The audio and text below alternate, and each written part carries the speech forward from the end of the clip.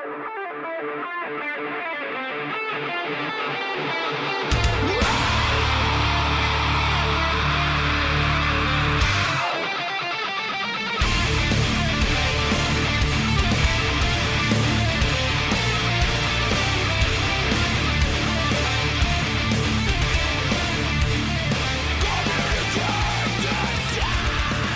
we go. Today is Sunday, April 3rd, 2016, and this is episode 155 of the Defensive Security Podcast. My name is Jerry Bell, and joining me tonight, as always, is Mr. Andrew Callett.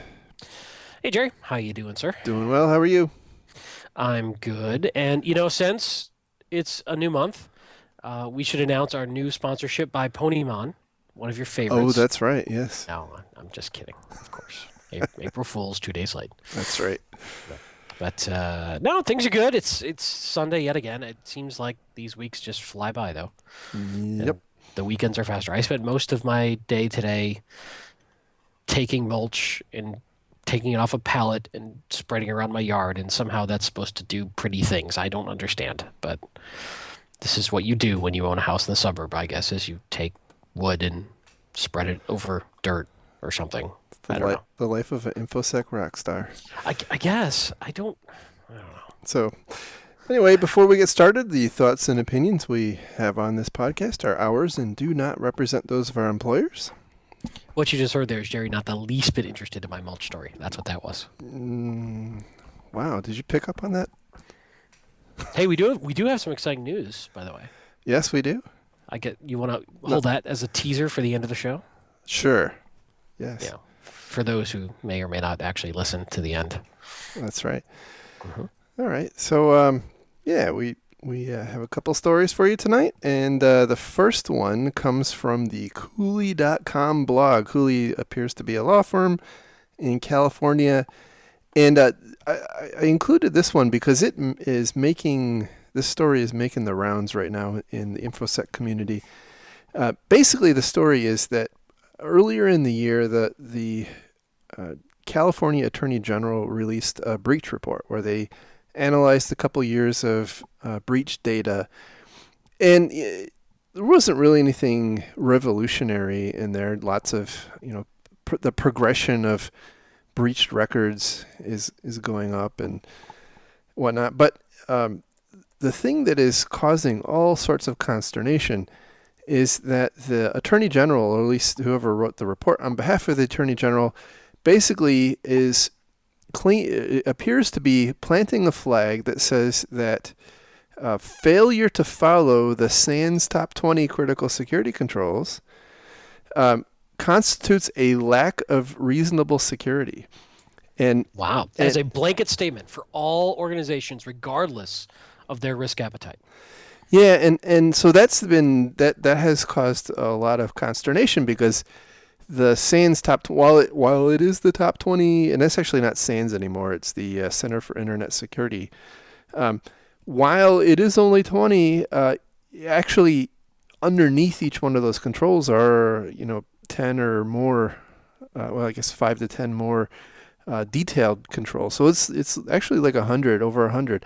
And some of these are pretty stringent and probably really difficult for smaller organizations to handle. And so, there's been a lot of analysis that I've read. Some people saying, "Oh my gosh, this is the Attorney General is essentially implementing or letting it know there's a kind of a new sheriff in town, and this is the standard that you're going to be held to." And then, like on this particular analysis, they point out that this doesn't create any kind of binding. It's not a new law or anything like that Yet. But I think the interesting thing is to keep in mind is that when an attorney general of a state or the country gives an indication like this, it might not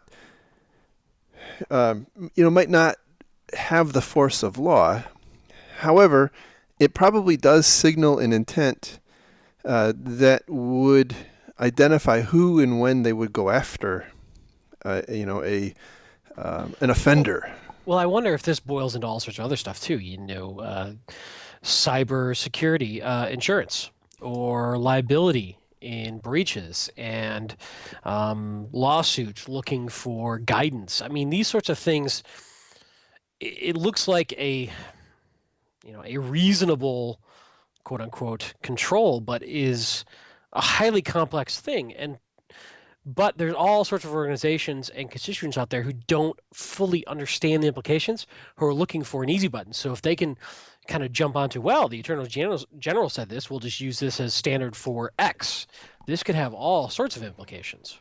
Yeah, I mean, it certainly does set precedents, and when legislators are trying to figure out, is they're furiously wringing their hands, what do we do to protect our citizens? The precedents like this will make an impression on them.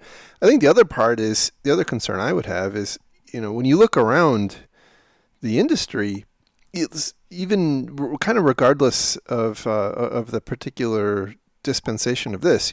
So let's say it does go into enforcement, right? It's almost up to your interpretation of whether or not you've adopted those controls, right? Reasonable people could disagree with whether you are actually whether an organization is actually adhering to the top 20 controls. So I think that's also a very concerning thing. And so uh, the future seems really, I don't know if it's bright or bleak depending on which side of the the courtroom you're on. But seeing some of these things play out in these detailed information security discussions being vetted in a court is gonna, I don't know, it's gonna be strange and concerning. Yeah.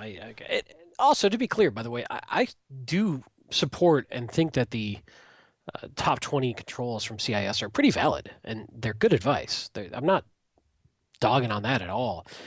I just think a one size fits all approach is really, really difficult. And, uh, we've seen this play out with PCI as an example. And it's a very stringent, very prescribed approach that has little wiggle room in theory, in writing, about how to do things. But every organization has a different environment and a different business model and a different risk tolerance and a different PCI matters because it's a shared liability model, and I get that. But ultimately, I've heard a lot of rumblings that there's movement afoot to move PCI to a more flexible model that's based on a risk-based analysis of an organization. In other words, if PCI says thou shall get rid of SSLv3, uh, there may be an instance where SSLv3 is necessary and needed, but has mitigating controls around it. And, sure, PCI says, oh, you can put in mitigating controls, whatever. But there isn't a lot of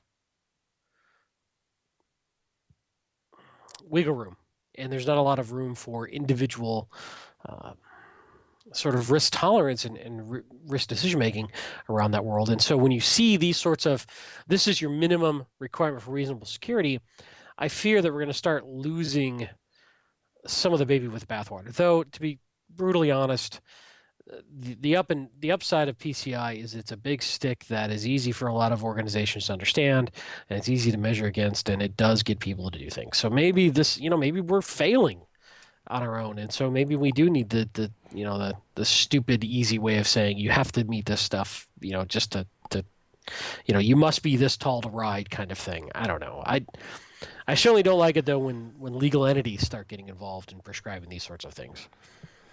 Well, I think you said it. If industry keeps failing, and in the absence of any other fundamental changes that change the economics of breaches, I would imagine this is almost inevitable. I mean, it might not be this, but something like it is almost inevitable. Yeah. So, I mean, whether that's a good thing or a bad thing, I leave that up to the listener. But I think it's inevitable. And I agree with you. By the way, the top 20 controls are quite good, but they are a framework, right? They are Right. a list of good best practices that you ought to adopt based on your organization. And I do wonder how many organizations actually have them all adopted.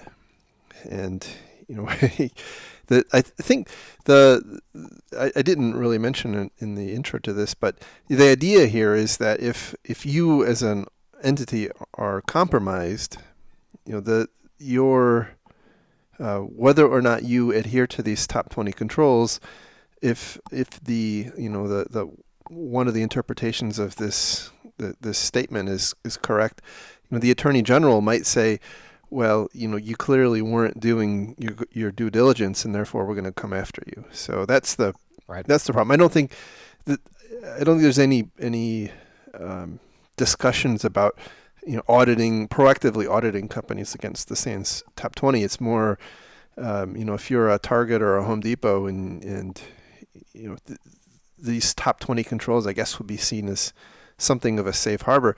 But at the same time, though, it's it is also similar to what we've seen with PCI, where just the fact that you've been breached says that you probably weren't adhering to something. Right? So Maybe. yeah. Anyway, That's what we should do. Instead of pwn to own contest, we should have, pwn PCI to own, and we'll set up completely PCI compliant environments, and then see how many seconds it takes for hackers to own them. that's a great idea. It's a great idea. I'm not saying PCI is bad. I'm saying it's a minimum. Well, exactly. And unfortunately, I think that in the eyes of many organizations, that's the high watermark. That's the thing you just have to get to that point. Yeah. And it's a difference of perspective, and I see that in a lot of organizations. There's especially in bigger organizations where you have a policy setting body, and you have the line business has to comply with that policy. There's often that miscommunication where the policy is the minimum standard and it's considered to be the high watermark. And I think PCI is the same, and many other things are too. So anyway, moving on to our next story. And this one comes from CSO Online, and the title is Chinese Scammers Take Mattel to the Bank, Phishing Them for $3 million. In a all too common thread now, this is another example where the CEO, someone purporting to be the CEO, sent an email to somebody in the finance company saying, oh my gosh, we need to pay a big bill to a bank in China, and and the payment was processed. What was interesting in this one and unique, because in concept it's similar to things we've talked about quite a lot lately. What's unique about this one is that apparently Mattel had a process in place to avoid this. They required 2 executives to sign off, and there was a definitive list of who could approve that. So how's that process working out for him? Yeah, well, so the CEO sent someone apparently the real CEO or the fake CEO. Well, see, here's where it gets a little complicated, because apparently it's not explicitly stated, but it is apparent that the attacker here compromised the work email, the business email of the CEO, Okay. and then sent a note, or sent an email to this finance vice president saying, you need to pay this $3 million bill. Well, so the receiving vice president looked, kind of said, oh, okay, this makes sense. That CEO, by the way, is brand new to the company. Kind of makes sense. He's an approved party. So am I. All right. Our process requires 2 people to approve it. 2 people on the authorized list to approve such a payment. The CEO is one. I'm another. I can approve it. Let me just say, that's not how this is supposed to work. No, that's not. That's not how that's supposed to work.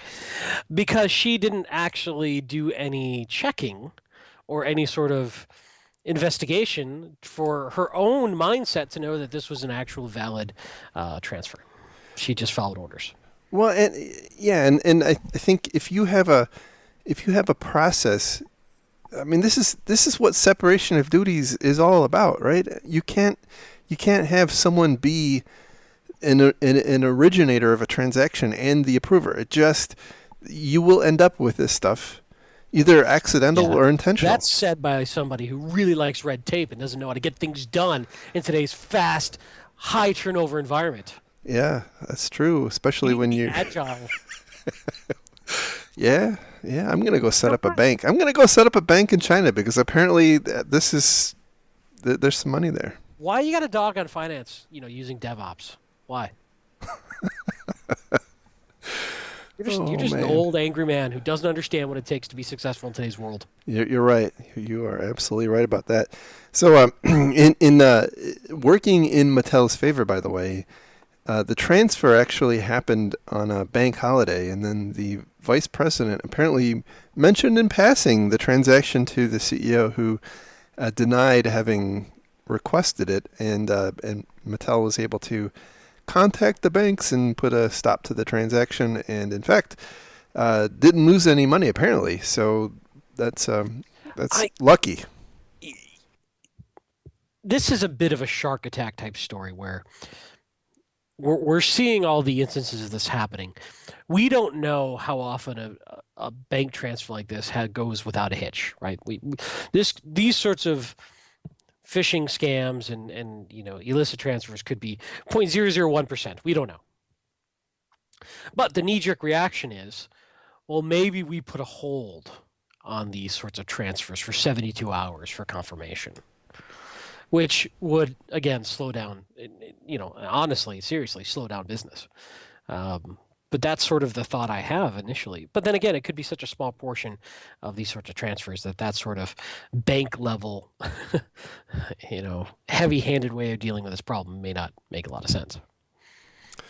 Well, I think the challenge for companies is that in the case of Mattel here, if they hadn't caught it in time or the bank hadn't been closed the next day, they would have just been out $3 million. There Right. is you can't go to your bank, and it's not like a consumer. You're not going to get that money back No, I get it. unless there's some other thing going on. Um, Now, having said that, um, cyber insurance. I know that there are insurance policies that help to mitigate some of this, but again, I think that I would imagine. I don't know for sure. It seems like you probably want to have a functioning separation of duties process in place as a first step. And I don't really think you have to have the whole 72-hour hold. I think you just have to have a rational process. Well, first off, relying on email only seems to be a weakness. So even if she had replied back, even if they had some sort of verification process where she replies back to the CEO and says, "Are you sure you want me to do this?" If the bad guy had already breached the bank, that particular bank CEO's email account, the bad guy could have easily said, "Yes, now do it now. How dare you question me?" Exactly. Right. So that's not going to do. There seems to, maybe in addition to two people approving, they need two ways of communicating this before it's approved. One that is very, very difficult for a external third party to replicate. I think that's the key right there. I mean, it's Yeah. yes, kind of like the Something non-digital, probably. yeah. Now, this slows Right. down business. Let's be honest, that will slow down business. But hey, you know, Yep. it's finding that balance. Now, I would also say to your point about not really having clarity on how often this happens. It's not entirely clear how this particular case came to light. But I would imagine, and I know that in most cases, if you are a public company, at least here in the U.S., and you lose a significant amount of money, I mean, clearly there's a threshold. If you get crypto lacquered and you pay $1,000, and you're a multi-million-dollar company, it's not going to be reportable, probably. But if you're a Mattel and you lost $3 million, your shareholders typically have a right to know that, and you're going to have to disclose it. So I think that's probably the thing that would cause us to know more about these things. But we are. I think it is the shark story, right? We are hearing about every one of these. This one was. It wasn't spectacular compared to some of the other ones we've talked about in recent times. The Central Bank of Bangladesh, for instance, recently. It was almost $1 billion. Uh, the Pretty thing that, soon, billion here, billion there, it starts to be, real money. that's true. The thing that was unique to this story for me was that this company clearly made an attempt to stave off this kind of thing, but didn't do a very good job. The process was not well run. Well, and this brings up an interesting point: is once you put a process in place, do you actually test that process under duress? Yep, good point. Well, and they did, right? I bet you, I will bet you that Mattel's process for this is a little different today than it was a couple weeks ago. Right. I just think about, because this is what we do for a living. How often do these sorts of things get tested with a realistic simulation of an attack? This particular kind of thing, I doubt hardly ever. I mean, when you talk about IT Yeah. type stuff, we have pen tests and red teams and things like that. But this is a business process kind Right. of thing, and I've never heard of a red team exercise on the finance department of a company. Not saying that it doesn't happen. I'm Right. saying I've never heard of it. No, me either. But we've seen a rash too of a great deal of phishing scams going after W-2 information in the last couple of months. Yep. How often is your HR team tested for that sort of thing? Same story, right? Probably almost never. And they're not, living in this world. So how are they? You could do all the phishing training you want, but the reality is the bad guys are smart enough to find a way. Well, here's the thing. I think that the future is bright for for pen testers and red teamers, because as technologies become more diffused into organizations, the attacks are becoming less about the technology and more about the money and the business processes. And so from that perspective, I think that it's almost inevitable that we're going to have to see testing move from being tech centric to business process centric. And so to your point, I would imagine at some point we will see tests run against finance departments and HR departments and this and that, because we are, we're seeing this in spades. I mean, almost every frickin' week we have a whole spate of stories about stolen W-2s and, CEOs emailing finance people to transfer money and significant amounts of money at that.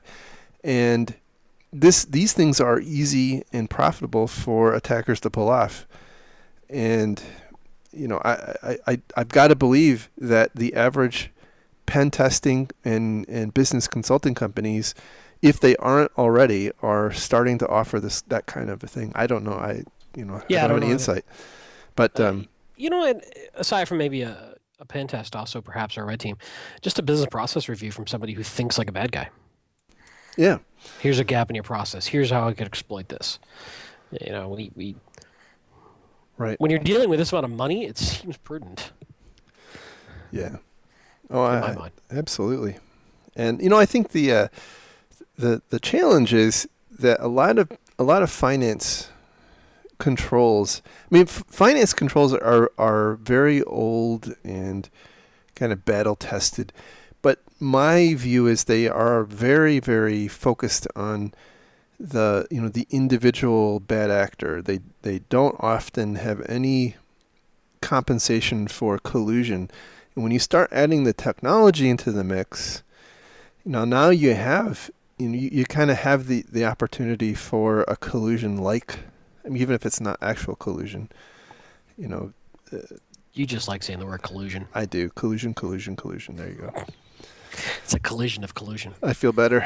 So anyway, that's those were the two stories. Now I know you had wanted to talk pen testing. So Well, yeah, and this last story actually brings that up as well. And a lot of various different compliance and whatnot often regulates a pen test, but a pen test can be 1,000 different things to 1,000 different companies. So, yeah, I just wanted to spend a few minutes talking about what you think are best practices for pen tests, how they are useful, how they are the right way to use them, and what you've seen, and if you've talked to Bob about some of the stuff he's seen, and it's something that can be a useful tool, but it's also something I've seen as a checkbox that doesn't necessarily provide a lot of value. yeah, absolutely. I've seen them. To be honest, I see them done badly more often than I see them done well, and I would say probably far more often. And my view is that probably the most common problem we see is really two things. One is misunderstanding what a pen test is, and then number two, artificially constraining the scope Yeah, of a pen test. absolutely. And you know, That's a big one I had in my notes too. so those are the two things. Now, I think that the other point that I've seen is organizations who aren't willing to deal with the things that are found in a pen test. And so, there obviously a lot of times with organizations will undertake a pen test in an attempt to get more budget or try to drive a particular change or build a platform for some new technology or what have you. But if you know there's a ton of problems and you're just going to spend a bunch of money on a pen test, it may be more beneficial to spend money improving your controls. I the reason is that to do a good pen test, it is expensive, right? Yeah. You can find cheap pen tests, but they're not. At least in my experience, they're not typically a real pen test. They're a glorified vulnerability scan, Yeah. and that's I think that's those two things. Like I said, the scope and defining what a pen test is are really the two big keys. What about you? What do you think? Yeah, no, I think you're absolutely correct, and I think you hit on the three major issues I see as well. I I am a fan of doing penetration testing in general. I think that they can be useful, but it's a weird psychology behind it. I think the reason that pen tests work is it's visceral for executives to understand. Oh, so we hired some, good guy hackers and they were able to break in and get our payroll data. Okay, well, we got to do something about that. And it's interesting because that exposes a couple of problems with the way I think organizations deal with InfoSec. First off, for whatever reason, and this is across the board, not just pen tests, companies and senior leadership companies seem more inclined to listen and accept recommendations and findings from a third party, a neutral third party, than their own people internally who are saying the same thing. Yeah. Yep. Because of politics, So because of whatever. it's a very well known thing. Yeah, it's a constant problem. So engaging a third party to do a pen test can help facilitate that conversation. But you bring up a great point, which is almost every single pen test has these artificial constraints that a bad guy truly couldn't care less about. So Exactly. so if your executives are assuming that, and even your non-executives, that this pen test is truly simulating what a bad guy can do and is covering all these sorts of angles, it's not. It's not at all. And depending on what sort of goals or sort of mission you're giving this red team, keep in mind that even if you take what they find and you immediately deal with that finding, or that may be only one of many ways the bad guys could get you. So yes, you've dealt with what the pen testers, the technique they used to achieve whatever goal they had, but that doesn't mean that there aren't a thousand other ways that could have done the same thing. So all that being said, I'm not dogging pen test. I'm saying that most organizations don't have the stomach to do it in a way that I think is truly valuable. And to me, what I would do, what I would look for is an extremely creative and experienced pen test team, and one who've seen a lot, done a lot. And what I think you're really paying for when you're going to an external third party is their creativity and getting outside the boundaries of your own assumptions in your own echo chamber. You're getting to a person, into an organization who doesn't have your politics and your view and your assumptions and your bias around your organization and doesn't care, right? So ideally, you go to that third party and you say, okay, I want you to do an attack simulation against us. And all the gloves are off. Everything's on the table. Maybe except destructive stuff. Maybe. Because that's really, really, really tough for executives to sign off on, right? So you usually end up with no DDoS. You end up with nothing that could down a critical system intentionally, which again are not constraints the bad guys have. So, and then ideally you are tapping into that creativity of that third party, who can come at you sideways, who doesn't have all the assumptions you have about what works and what doesn't work. And can just show you the holes in your thinking and your logic. But then, the key is to have minimal constraints around that. As part of an attack simulation, maybe they want to do a phishing campaign or a spear phishing campaign. Most of the time, the constraints from executives, these top 20 executives are off limits. Again, bad guys wouldn't do that. They probably would go after those top 20 folks if they had that in their goals. So that's frustrating to me sometimes when you see that sort of thing, but it's inevitable. But I think you also touched on your last point, which is how do you deal with those findings? And this is key. So a good pen test team, of course, is going to give you really good documentation about why whatever they did worked or didn't work and what their findings were. And ideally, you've got internal folks who understand this in business context and can understand, okay, what this means and can help make recommendations. But as I've seen over and over and over again, typically what happens is when you get the result from the pen test, it becomes a political pissing match between the different silos in the organization, as opposed to an exercise of actually fixing something. In fact, I've seen organizations where the executives go through all the stages of grief, right, before they really are ready to deal with this problem. And a pen test, typically, a good pen test can find far more problems than you can quickly fix. And some of them are systemic, things like how you segmented your network environment and how you run your AD domains and how you, which are big, big, big deals to fix. Right. So I think pen tests can be really helpful if they're run properly, given everything we've said. But I also think that they are far too often a checkbox where someone will say, pen test this one website. That's the biggest. By the way, the biggest thing I often see is an organization tries to scope a pen test against a particular asset. Okay, I have this in a vacuum. Yeah, I have this. Right? I have this server, right, and I want you to run a pen test on this server. Not anything next to it, not the people who manage it, on that server. And effectively, I would certainly.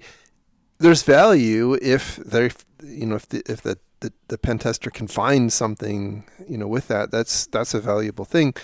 But I think at the same time, when the test is over, if you may find inevitably, even in that limited context, an attacker can often get in. A pen tester can often get in, and now you got some things to go fix. You walk away, or the leadership of the company or the department walk away thinking, okay, here we go. We had the pen test. They found some stuff, and we fixed that stuff, and check box, and we're good. And the problem is, that's not how attackers work. I mean, that's not how many times in the it's in the years that we've been running this podcast, how many times have we talked about a story where the bad guys got in through a vulnerability? It's not an incredible amount, or at least on infrastructure vulnerabilities. That's true. They usually come at you through phishing, spear phishing, water hole. I mean, there may be some vulnerabilities, but it's not like they hack through the corporate firewall. They're usually Yeah. coming at you from sideways. Right, or it's obscure, obscure web application bugs and things like that. Some It's your some vendors or some dev server that somebody forgot to patch, or right, yeah. right. And that's the kind of stuff that goes back to that thing where I was saying earlier about get out of your own assumptions and get out of your own bias, where a third party can help you find those and figure that out. Yeah, so I think those are some interesting perspectives that you can get. Um, from what you get out of a pen test, I think that in addition to the obvious finding failures in your both in your configuration and environmental perspectives. The other thing I think that's very useful if you do a pen test structure properly is to test your incident detection and response capabilities. And so that's I'm not entirely sure that a lot of organizations take full advantage of that capability. And by the way, that kind of says that those tests are often not done with full awareness of everybody, right? There's in order for it to be effective at testing those processes, you probably don't want it. You don't want to let people know that that's going on. Yeah, absolutely. If you're sort of trying to test not only your technical defenses but also your capabilities from a defense and detection standpoint, it depends on what you're trying to test. But I love the idea of going at a pen test with very, very, very few people knowing about it and giving as much of a real world, if you're going as an attack simulation, opportunity for to exercise your entire organization and see where your gaps are before the bad guys find them. Yeah, and not just the defense gaps, but also the detection and response. Yeah, the challenges, of course, egos come into play. Yeah, yep. And people get frustrated and defensive when you're auditing their capability. And, I've seen some response teams or blue teams feel that they're being tricked or they've been, it's not fair that, the red team can come do this. And it's true, the red teams have all the advantage. Well, okay, let me take that back before we get too far. All the advantage is a strong, strong term. There are certain things like defender's advantage and blue team advantage, and that's a whole different debate. Okay, go on. Sorry. I will say that I think a lot of blue team people feel like there is that home court advantage. However, I'm not exactly. I don't think it's as. I don't think it's what people think it is, because defenders typically don't think about their environments in the same way that attackers do, and they're typically a lot busier. Well, that's true, and attackers don't have metrics. Well, maybe some of them do these days. Reports and PowerPoints and timesheets and utilization to worry about, and diversity training and whatever else that they have to obligate, just other obligations. I forgot where I was going with that, but I think that we have to be reasonable in understanding that if you're hiring a good penetration testing firm, they're going to get in, right? Because that's what you're paying them to do.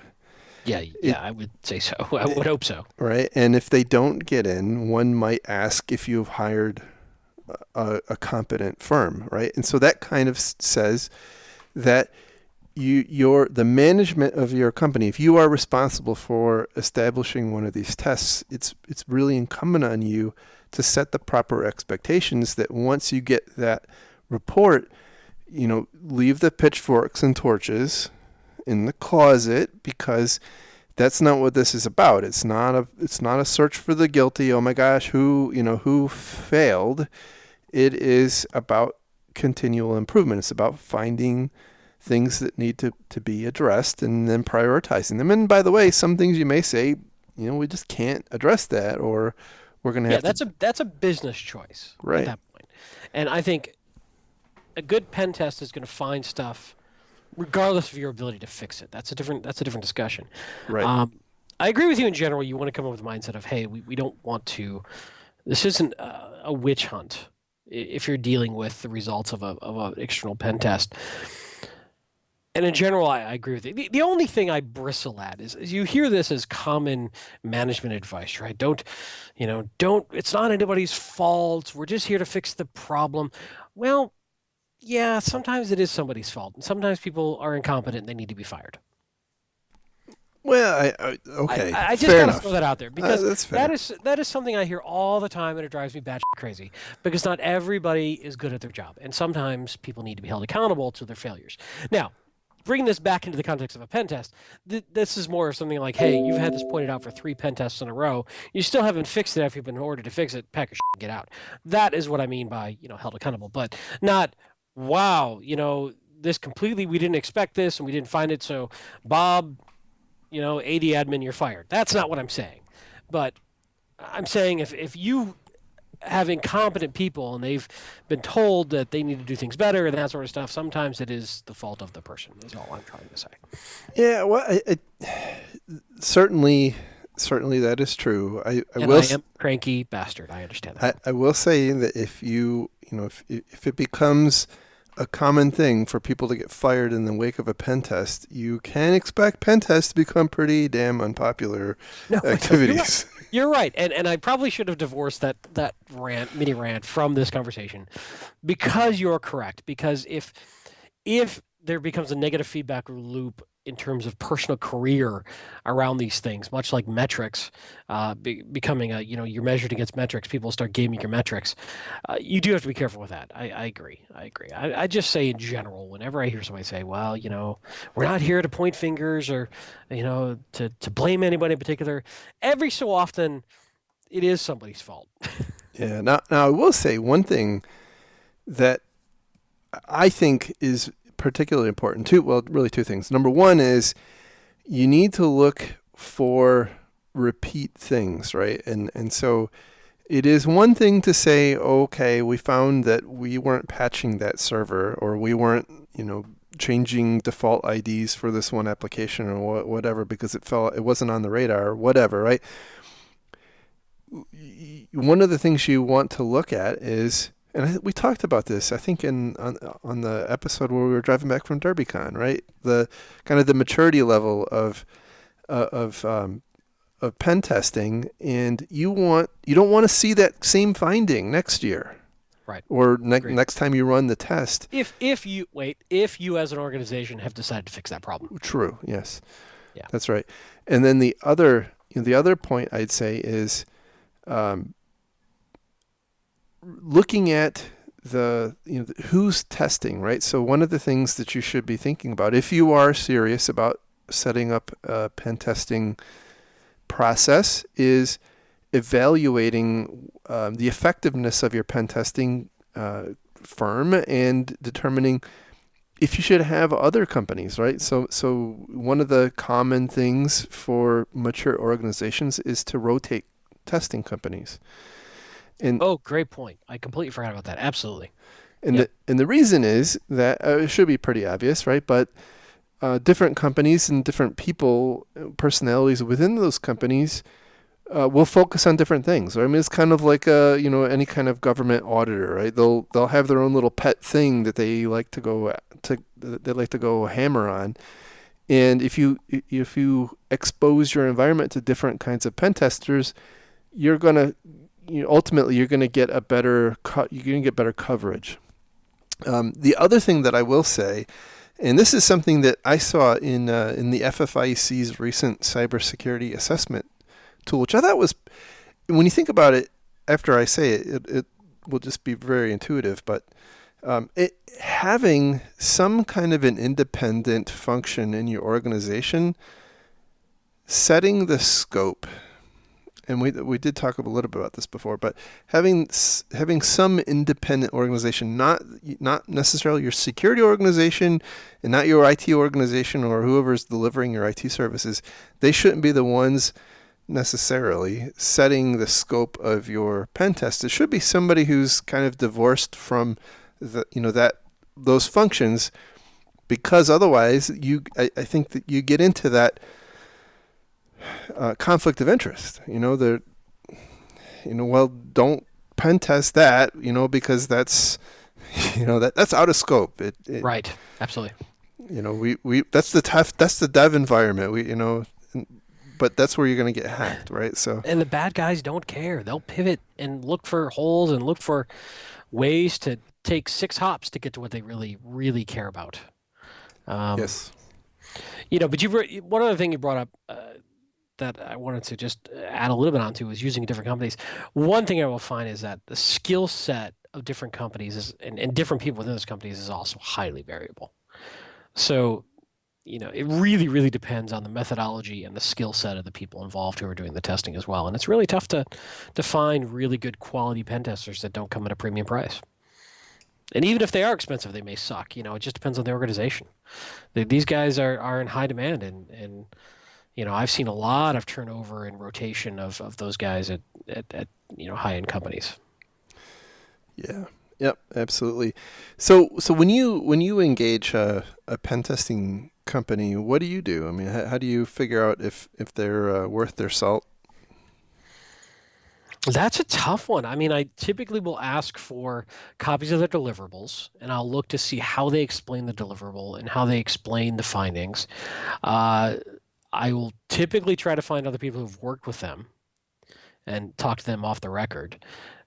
Sometimes previous experience. It's sometimes you got to try it and see if you like them, and it's sometimes it's a crapshoot when you hire somebody.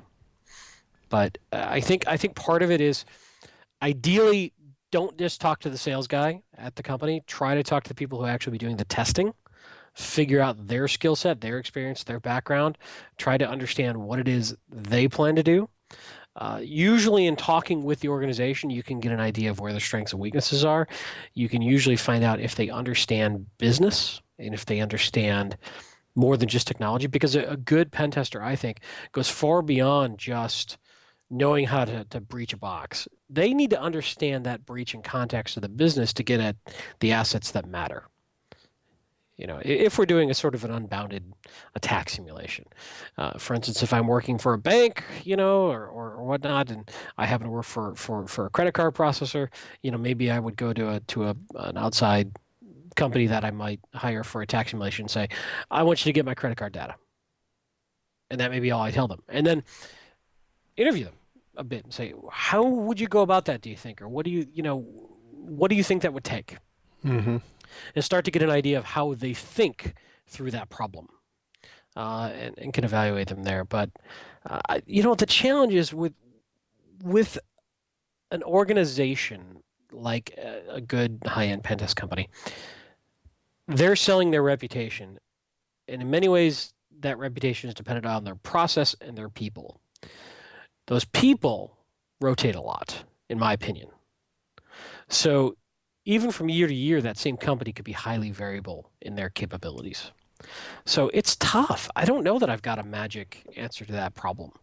Um, Yeah, I'll tell you my experience has been, and this is similar to just general IT consulting. Smaller companies will often, uh, they will often have some of the more boutique talent.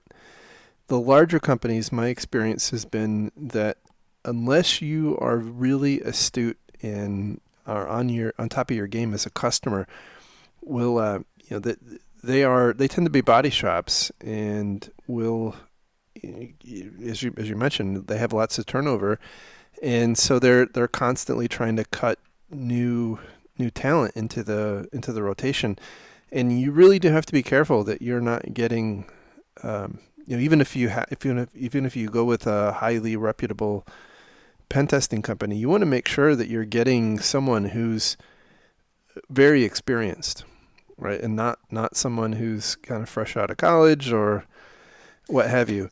Well, and to be fair, often when you're engaging with a higher end pen test, there's probably multiple people working on the project, and some Yes, might be yes, lower experience, and right, you want at least one pretty senior guy, though. right. And I would also say that some of the warning signs, and you mentioned something that I would do or have done is asking for copies, anonymized copies of other deliverables they've given to other organizations. And some of the things you want to look out for are output from tools. If you see the output of like a you know of, of a core or canvas or something like that, you probably want to keep looking. Because that just says they're probably tool jockeys, and you really want someone or some people who are applying that more that attacker mindset rather than just trying to run what effectively are fancy vulnerability scanners. Well, let's be fair. There's time when that makes sense. If I'm in and I can drop a Kali box in your environment, that's useful to me as an attacker. Uh, And there may be tools out there that speed up. I don't need a pen tester who home grows all of his tools to be a good pen tester. I just need them to know when and how to use the right tools and when to pivot out of them into something manual. and I think that's the key, right? Is there's a kind of like there are security tool operators, firewall admins are not necessarily doesn't make you a security architect. I think knowing how to use Kali doesn't make you a pen tester. Knowing how Right. to use Core Impact doesn't make you a pen tester. There's a lot more to it than that. And certainly there's value. If that's all you get, there's probably still some value, but you're still not getting that full spectrum inspection in the way that an actual attacker would be trying to get into your network. So, those are the I think the things that I would say watch out for. Um, you look at do some research on who would actually be performing your testing. Do they present? Do they talk? One of the things I would also say is kind of like trying to gauge the skill set of the people who would be running your test. Do they run around to conferences and talk about experiences with customers they've had? I mean, are they going to come? Are they going to go next? In a couple of months and talk about your company at a conference? You probably don't want that. Yeah. Well, that's a problem with salespeople in general. And I'm not talking, I'm just saying that how many times have I seen sales guys violate NDAs because they want to drop names of the company they're working with to some new prospective client? It just drives me batshit crazy. But that is what it is. But one thing I'd love to hear is hear some feedback from the listeners too. I know a ton of folks out there probably have thoughts on this, so maybe we'll throw that out there and do a follow up with some listener comments. Yeah, yeah. So if you have any ideas on how to evaluate pen testers, how you use pen testing, how you handle the results, how you scope it, whatever ideas you have on pen testing, send us an email to info@defensivesecurity.org or hit us up on Twitter at defensivesec and be interested to hear that feedback. So shall we drop our big news? Yes, go ahead. I'll All right. let you. So some of you may have heard that O'Reilly Publishing, has a security arm, and they're launching a conference dedicated purely to defensive security. And it's funny because they actually use that term, and we were quite happy that we can now ride some of their coattails because they're even using a hashtag of defensive sec. So we're hoping people will confuse that with our Twitter handle, and we'll be more famous. By more famous, I mean more than our cousins knowing that we exist. Anyway, long story short, they are launching a new conference. It'll be in New York City in late October. In fact, I think the there's a couple days of training and there's a couple days of OpenCon that will be right around Halloween. In fact, I think on Halloween in New York City. And they have asked Jerry and I to help moderate and work on the Ignite Talks portion of the conference. So we will be there and helping to hopefully make it a good conference. That's right. So this is all fresh, brand new. I don't even know if we're allowed to say this yet. We might not be able to, but We haven't signed any contracts yet. that's right. That's right. You So they could technically rescind this offer after us saying this. So technically can't get in legal trouble yet, right? that's true. But this is right up our alley. This is exactly why Jerry started the podcast and why we do this every week is to help blue teams and defenders, and that's it fit very well with the philosophy that O'Reilly is promoting around this. And I guess they just launched a second one in Amsterdam, interestingly enough. So That's right. don't know a ton about it yet. And to be fair, there's this is all sort of just because we have similar philosophies. There's no money changing hands here that I know of. This is just they're helping the community in a way that we agree with. So we wanted to be involved, and it sounds like fun. So late October, I think October 30th and 31st in New York City, we will be helping run the Ignite tracks, and I guess we'll figure out what that means over the next coming weeks. That's right. And I get zero money from O'Reilly, right? Um, however, In fact, you give lots of money to O'Reilly. is exactly what I was going to say.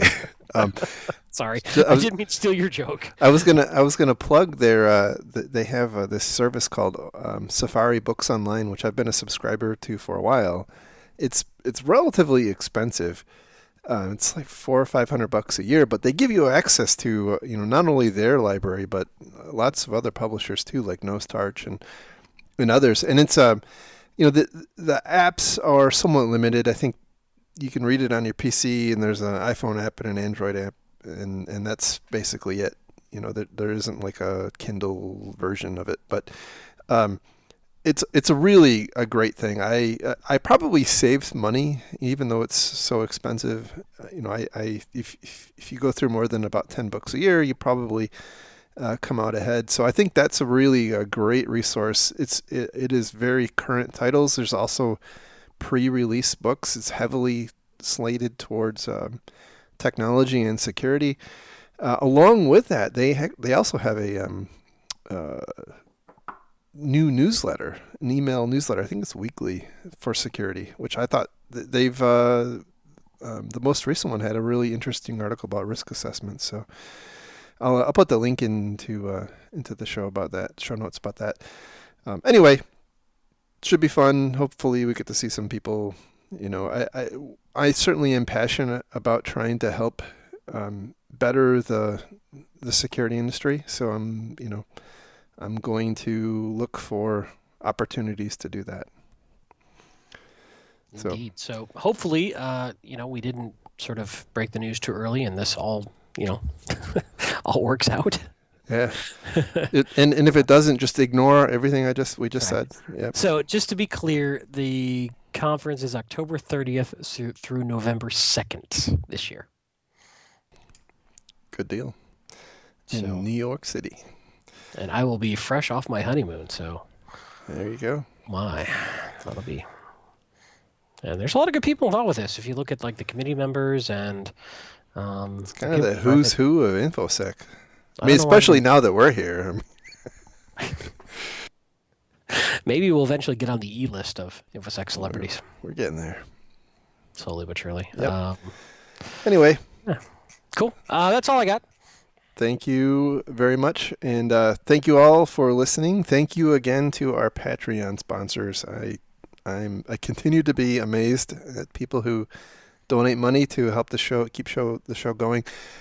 Just so you know that we have more than a few listeners now, and so the bandwidth that is required to run this show is just oppressive.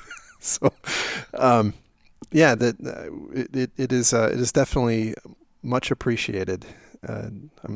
We've been using that money to help offset the hosting costs and pay for some of the equipment we bought in the past. And in the future, I think we're looking at doing some creative and innovative things to help the industry out. So anyway, thank you again for that. And if you like the show, give us some love on iTunes. We really like that. Gets us bumped up higher in the ratings, and well, that just makes us feel good.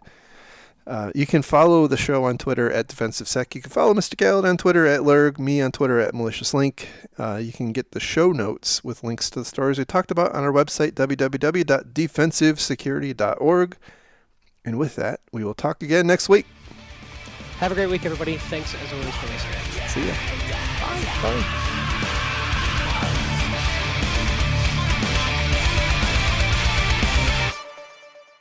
How long is this going to keep going? We're seeing into all these things. Isn't this going to be done soon? So the title of the report will be, Put Your Big Boy Pants On and Pass Your Shit. Right. Bye-bye. Bye-bye now. Bye-bye. Bye-bye. Bye-bye. Bye-bye. Bye-bye. Bye-bye. Bye-bye. Bye-bye.